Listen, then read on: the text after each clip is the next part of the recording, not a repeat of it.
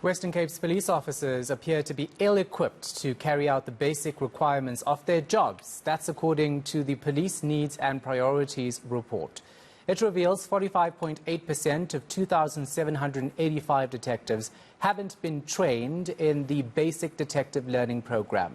Monique Mortlock is following the story for us. She joins us now live from Cape Town. So these are actually shocking statistics that police are not actually properly trained to be out in the field. Yes, Shahan, this report looks at not only police resources allocation in the Western Cape, but it also sees community safety officials, those who are part of the department and part of putting this report together, visiting various police stations. One of the findings that was revealed in the report is that of the 60 police stations that officials visited, they found that at these police stations, about 940 police vehicles were not in a good working condition. And as you mentioned, 45.8% of detectives in the province were found to not have taken part in the basic learner training program.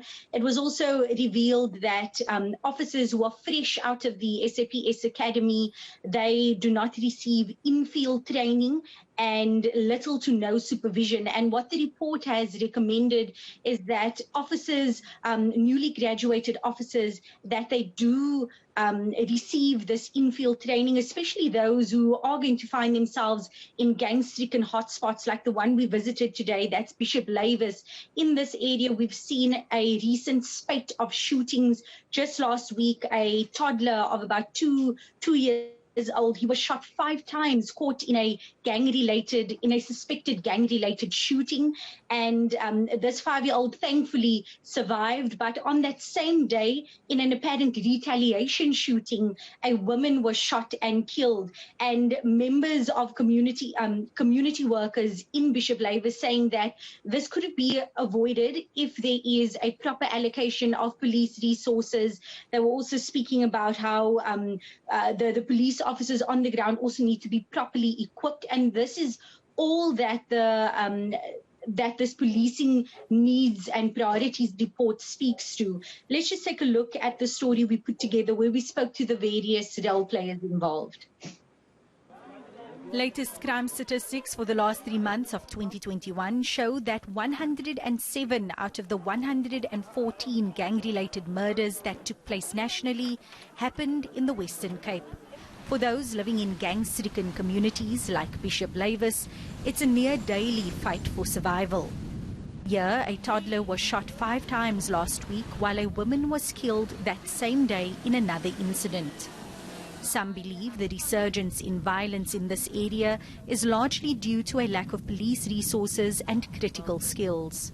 Our police stations are still under-resourced, and police visibility is one of the important components that we need in our areas, because that is they will really see what is happening in the streets. They will be aware of what is, if there's anything brewing or something might escalate, and they will be know before the time. But at this moment, with the policing that we have, the little resources that police also have, is really a struggle for us as community to give to support them. We can only do so much as a community. Others say a complete turnaround strategy is needed within the SAPS. The Provincial Community Safety Department's Police Needs and Priorities report for 2020-2021 has found 45.8% of detectives in the Western Cape were not trained on the basic detective learning program. The number of police reservists decreased by 84.7% between 2008 and 2019. We have issues in terms of no in-field training and supervision for new graduates in the Western Cape. We know about the skewed allocation that is happening in the Western Cape. That was also evident, but also the fact that we have 60% of our vehicles not being in good working order. In a written response to the Community Safety Standing Committee, Acting Provincial Police Commissioner Mpumelelo Mantri said no recruitment of officers took place during the COVID-19 pandemic, and that the SAPS is busy recruiting 1,118 entry-level constables.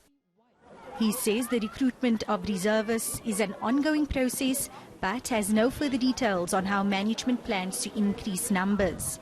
Mantli says the pandemic also had an adverse impact on the basic training of officers. Allen says he'll be writing to the Commissioner for timelines on a turnaround strategy. Monique Mortlock, Cape Town.